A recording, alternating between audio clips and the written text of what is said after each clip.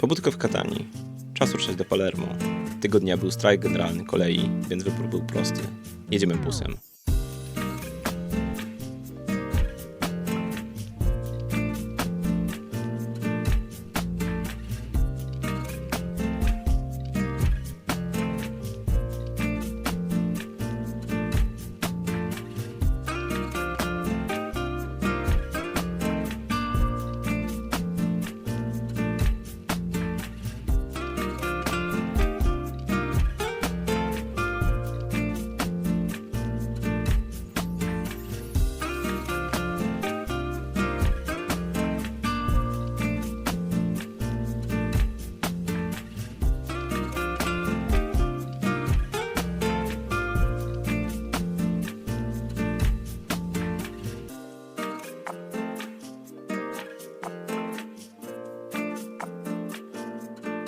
Trzy godziny później jesteśmy na miejscu. Jak się tu idzie, to się ma wrażenie, jakby się stało w wodzie. Szybko wrzuciliśmy nasze bagaże do przechowalni i ruszyliśmy zwiedzać to, co dawało choć trochę cienia. Pierwszy wybór padł na ogród botaniczny Orto Botanico di Palermo. Ogród dzieli się na część płatną i bezpłatną, a różnica między nimi jest naprawdę niewielka.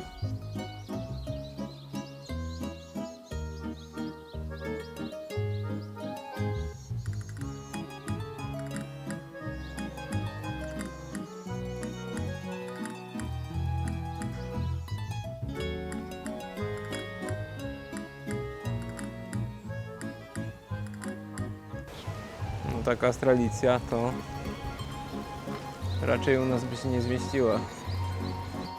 Byliśmy ciekawi, czy znajdziemy fikusa większego niż tego, którego widzieliśmy na Teneryfie. No i chyba mamy zwycięzcę. Bardzo mi się podobają te jego takie wężowe korzenie. Super to wygląda. To jest po prostu drzewo, które się przemieszcza. Tutaj mieszka jaguar. Jest jaguar. Cześć kicia. Później przeszliśmy się kawałek bulwarem, ale upał szybko wygonił nas z powrotem do centrum. Jak zwykle w poszukiwaniu lodów. Weszliśmy wprost w Via Vittorio Emanuele, ulicę, która prowadzi prosto do serca Palermo, czyli Quattro Canti. 4 narożne kamienice tworzą idealnie symetryczną scenografię.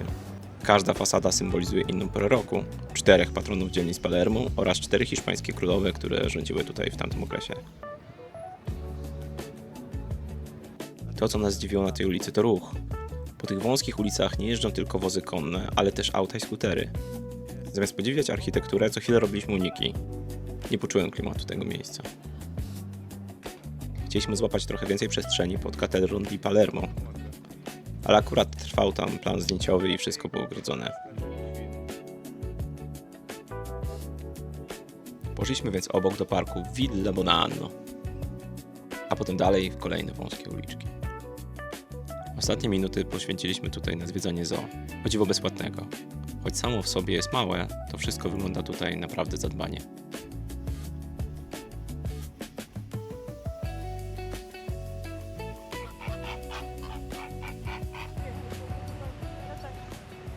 Jakbyśmy już nie mieli co robić.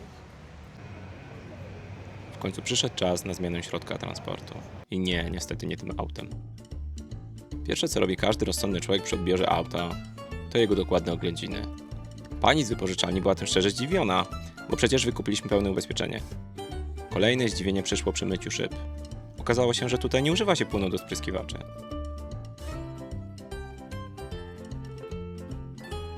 Jazda po Sycylii rządzi się swoimi prawami.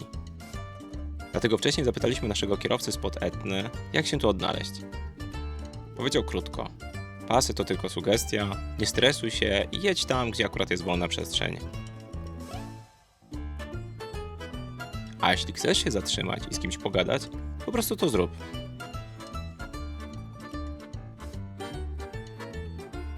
Na szczęście do naszego noclegu mieliśmy tylko 20 km, więc nie zdążyliśmy się zmęczyć.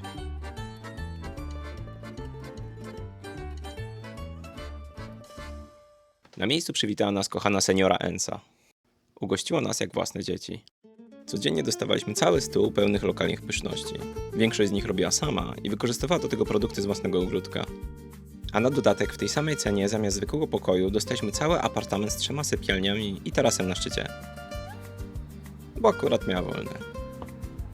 No i koty. Koty były wszędzie.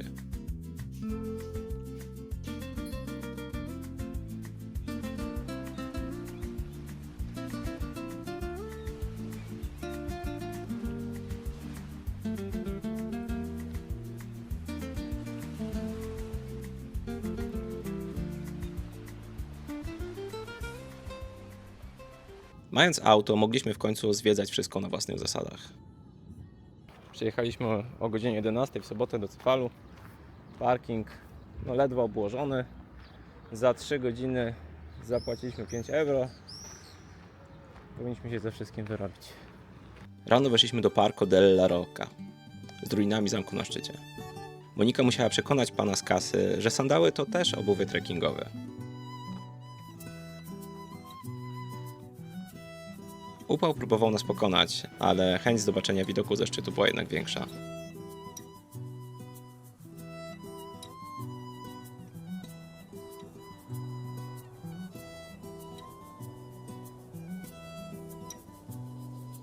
Monika pokazuje, jak jest świetnie wejść na sam szczyt.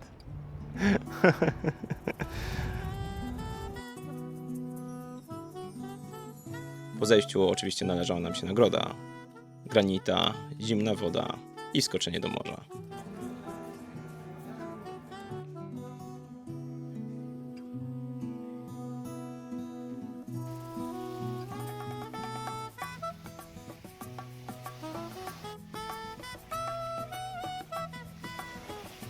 Potem ruszyliśmy autem w głąb wyspy, do Grotta Gratara, przy małym miasteczku Gratteri, w którym nie spotkasz zbyt wielu turystów.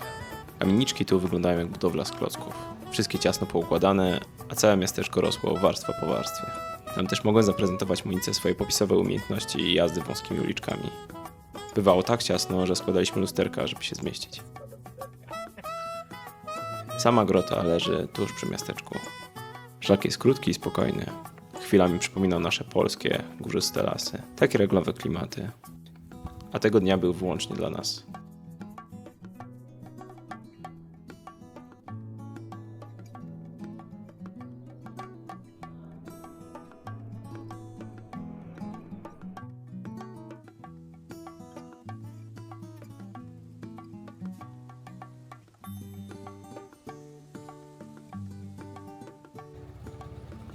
Sycylijczycy naprawdę intensywnie celebrują weekendy. Szczególnie w nadmorskich miasteczkach, gdzie rozbrzmiewa głośna muzyka, mieszkańcy chodzą elegancko ubrani, a wszędzie krążą auta w poszukiwaniu ostatnich miejsc parkingowych. Wtedy poczuliśmy, że to turyści stali się tu mniejszością. Przyszedł czas na trochę historii. Pojechaliśmy do starożytnego Selinuntu, żeby zobaczyć i dotknąć greckich świątyń z bliska. Co ciekawe, nazwa miasta pochodzi od Selinon, czyli dzikiego selera, który obficie tutaj występował. Skala robi tu kosmiczne wrażenie. Bloki ważą po kilka ton, a przecież ktoś wcześniej musiał je wyciąć, obrobić, przewieźć i ustawić. Nawet dziś byłoby to wyzwaniem.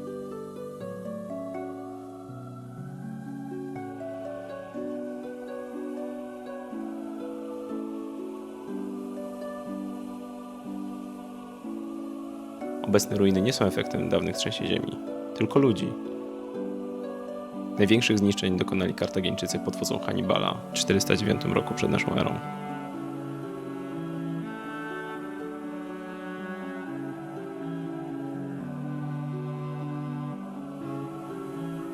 Potem pojechaliśmy do kolejnej atrakcji.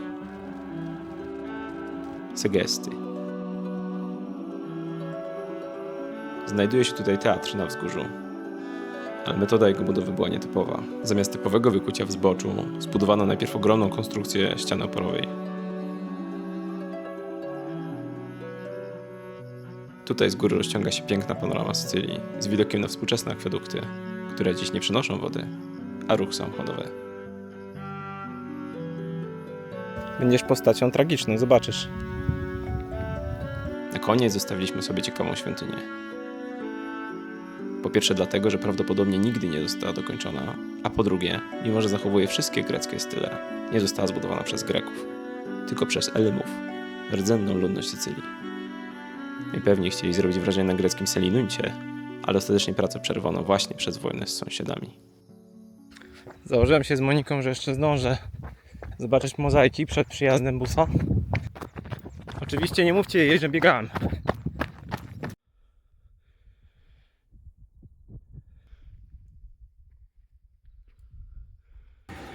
Bez żadnego pośpiechu, spacerkiem. Widziałam jak biegłeś. Słucham? Niemożliwe. Przecież ja nie biegam. Po historii starożytnej przyszła pora na coś bardziej współczesnego. Borgo Mangiapane. To wioska założona przez rodzinę Mangiapane w XVII wieku, ukryta pod skalnym klifem. Wow. Dziś wygląda jak gotowy plan zdjęciowy. Sama grota dawała naturalne zadaszenie i stabilną, niższą temperaturę. To było idealne miejsce do składowania żywności i trzymania zwierząt. Jak ty się tam znalazł?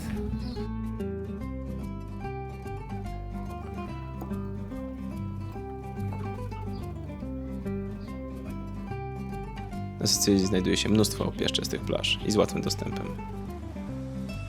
Warto jednak zawsze pamiętać o parasolu, bo wiatr od morza daje złudne wrażenie chłodu, ale słońce pozostaje dalej bezlitosne.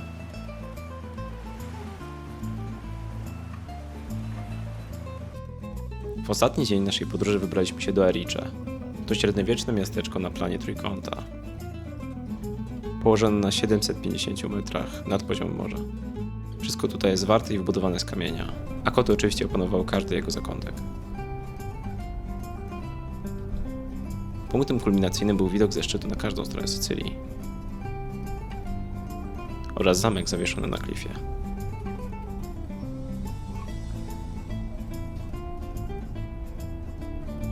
Nasza sycylijska podróż dobiegła końca. Zaczęła się od Etny, surowej, żywej góry, która w jednej chwili potrafi pokazać zupełnie różne oblicza. A potem zeszliśmy prosto w historię, zwiedzając miasta, świątynie, teatry i dawne osady. Tak naprawdę podziwialiśmy ślady kultur z kilku tysięcy lat, które przeszły przez tą wyspę. Cześć!